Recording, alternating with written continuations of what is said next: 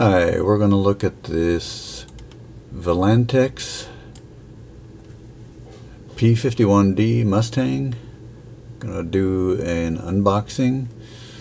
It's a 2-channel RC airplane.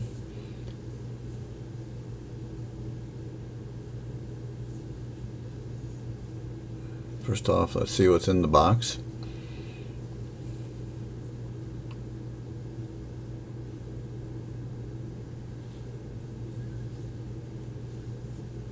Some basic instructions.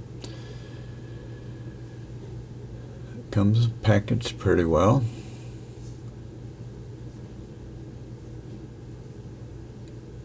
A couple of pieces of foam here that hold it into the box. And the plane comes all assembled, obviously, except for the landing gear. It has 2 engines, the front propeller is just for looks. It's a 2-channel. The battery compartment is there, the battery lead inside.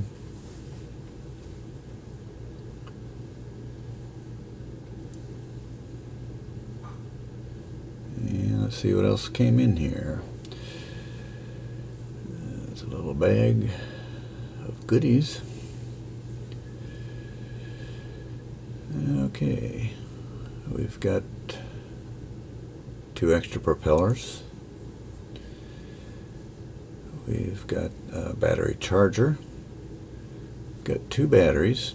They're 400 milliamp hour single cell batteries, 1S batteries. And these goofy little landing gear wheels.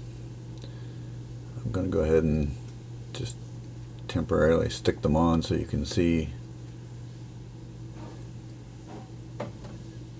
how they go on. The paint job on this is pretty nice. It's a nice looking little plane.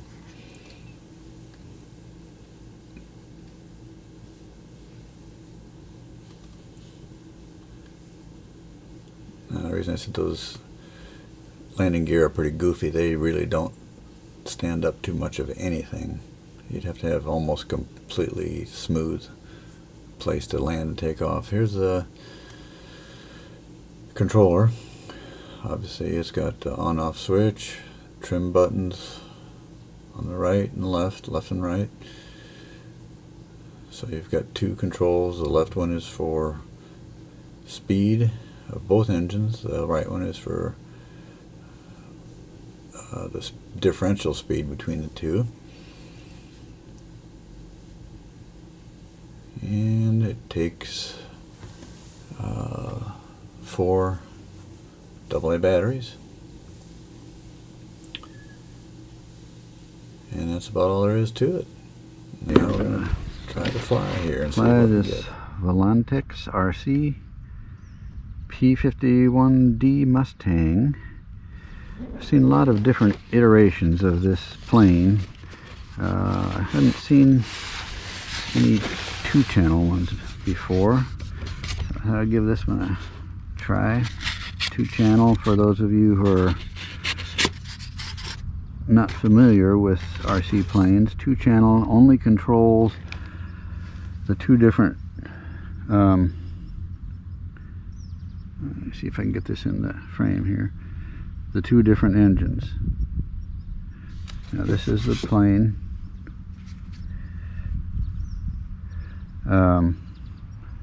There's an engine. There's 2 engines. This thing on the front doesn't do anything. It's just for looks. And then there's 2 engines. And with the controller, you have a control that controls the speed of both engines, or right and left. Like so, if you're turning to the right, the left engine kicks in more, and the opposite, obviously, if you don't turn to the left, the right engine kicks in more. So that's how you control it. That's your only real control of it. So, and I'm not going to use the landing gear. I know it has a little bit of a wheel on the back, and it has these crazy wheels for the front, but those just don't do much of anything unless you have smooth pavement to take off on and land on, and which I don't here, so I'm just gonna leave those off. All right.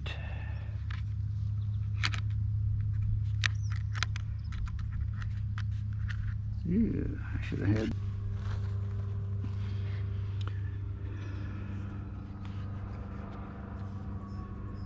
Now this does not have any kind of an on-off switch. Alright, so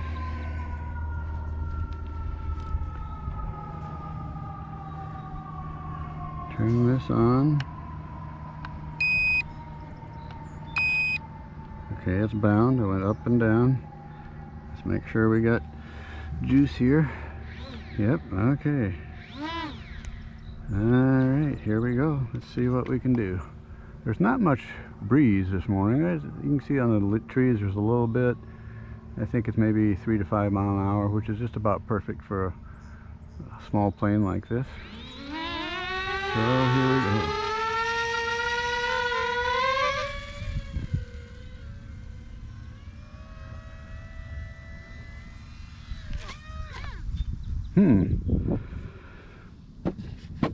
That's not so good.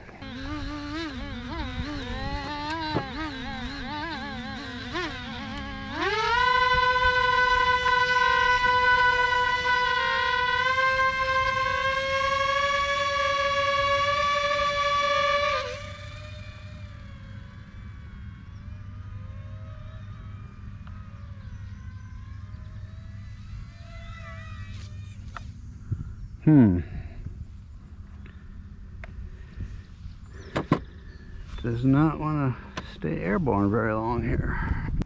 One of the things that's suggested is to just carefully bend what would be the elevators, bend them up just a little. See if I can do that. Now on the controller, this one makes it turn sharper or less sharp. This one is supposed to control the right and left thing, and it's veering off to the left, so I'm gonna give it a little bit more to the right.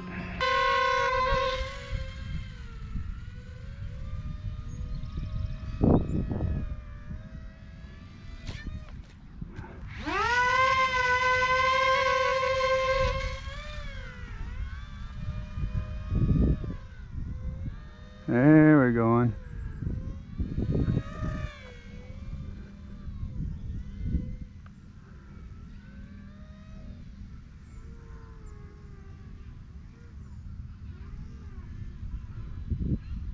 There we're going. There. Now it's got a little too much, I think, but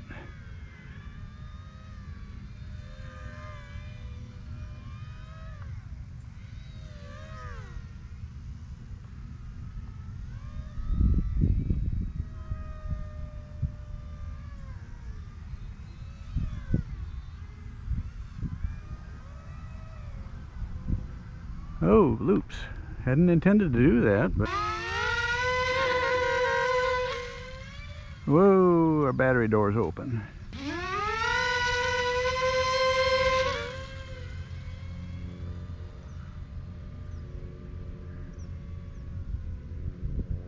There we're going.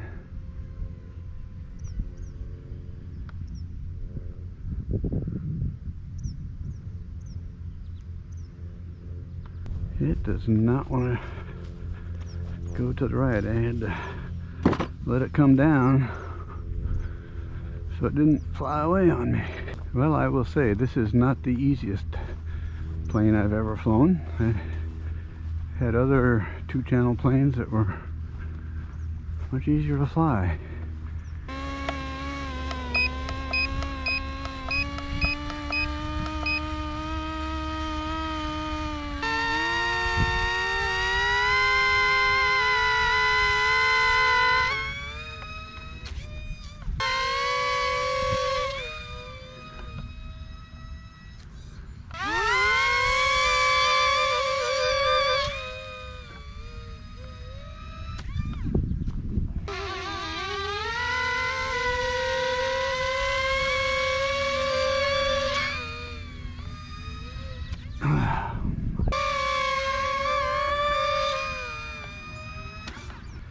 have to say, this is not a easy flying plane.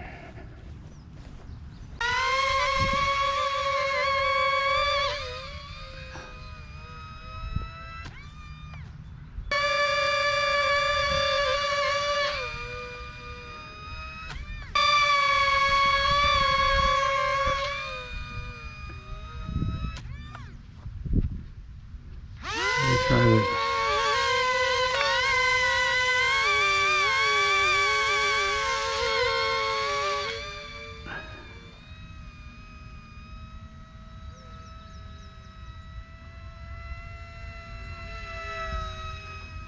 Okay, I've got it turning all the way to the right, and it will only turn left.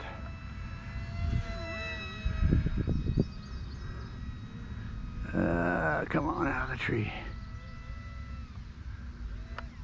Okay, keep in mind I have this thing trimmed as far as it will go to the right.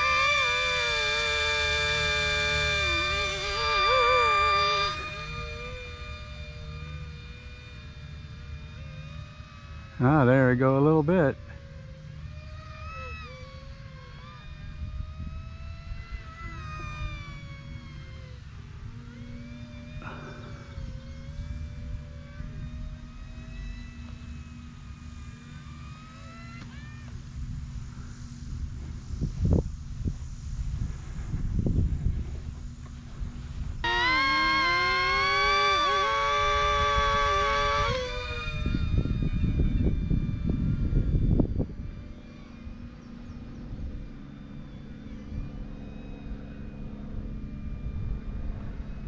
There we go.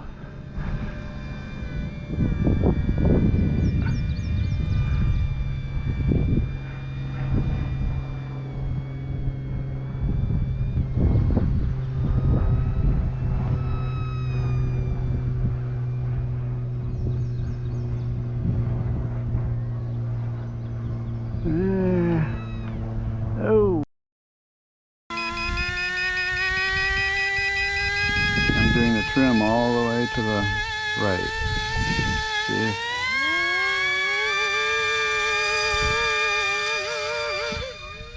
There, maybe. There. We got some flying. Ooh.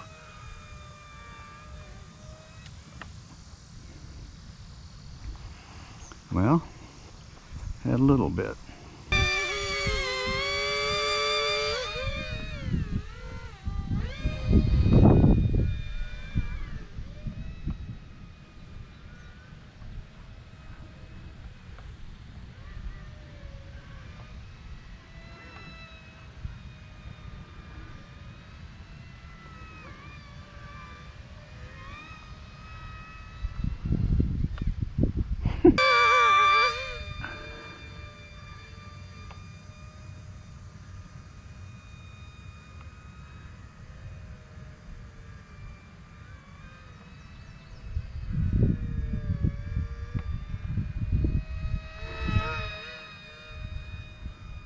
We're getting... come on.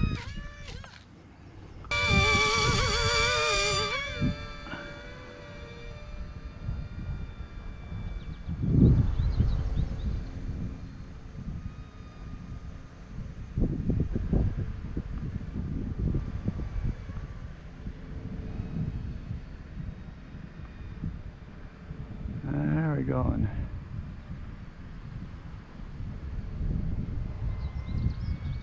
Finally.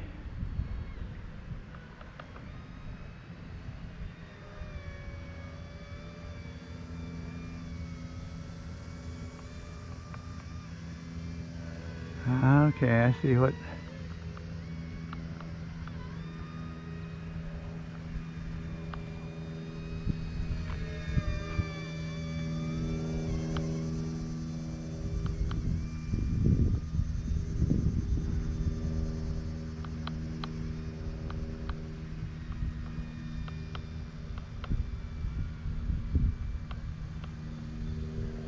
Okay.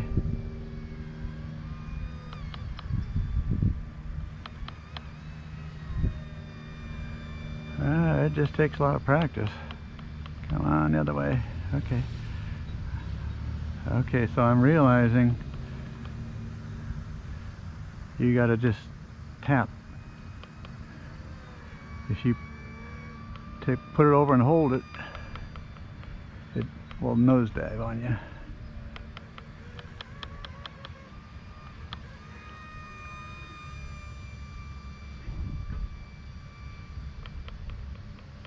Okay, now I'm getting some flight time out of it.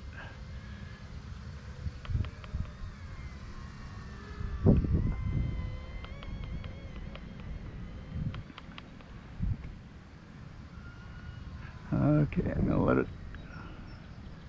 All right, so much better. So what it was just different from other planes that I have flown. Too much on the right stick for turning. Just need to tap, tap, tap, tap, tap, and then it will stay up. If I press over and hold, it just nosedives.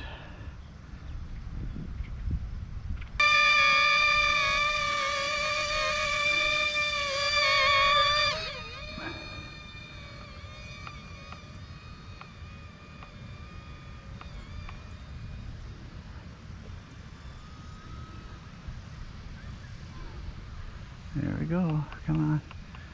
Yeah, the tree. Come on.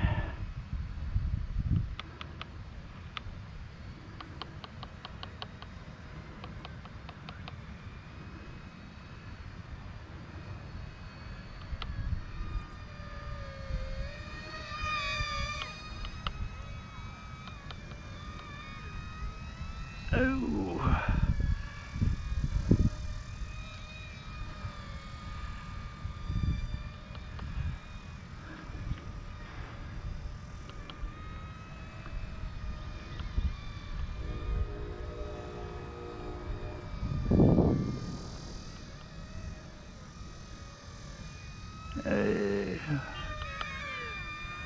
Oh. Well, we're getting some better flight time out of it. So I will give it a little better review. It's still not the easiest one I've ever flown, for sure. It feels a little underpowered, I have to say. So my first comment on this plane is regarding an instruction in the manual that comes with it. That being that a beginner should have an experienced pilot set up the plane before trying to fly. So perhaps I'm the beginner and not the experienced pilot, although I've flown several 2-channel planes as well as 3- and 4-channel planes. Perhaps elevators and the rudder indeed needed to be adjusted, but this foam doesn't really stay bent well. Maybe it would with heat, I don't know. However, in my opinion, a 2-channel plane labeled as easy for beginners should be pretty easy to fly right out of the box. This plane was not that, as you have seen in this video. Now, all that said, this is a super sharp looking little plane. And with a lot of practice and realizing the peculiarities of this plane, it can be a fun little plane to fly. So is it for you? I don't know. Hope this video helped you make that decision. Thanks for watching.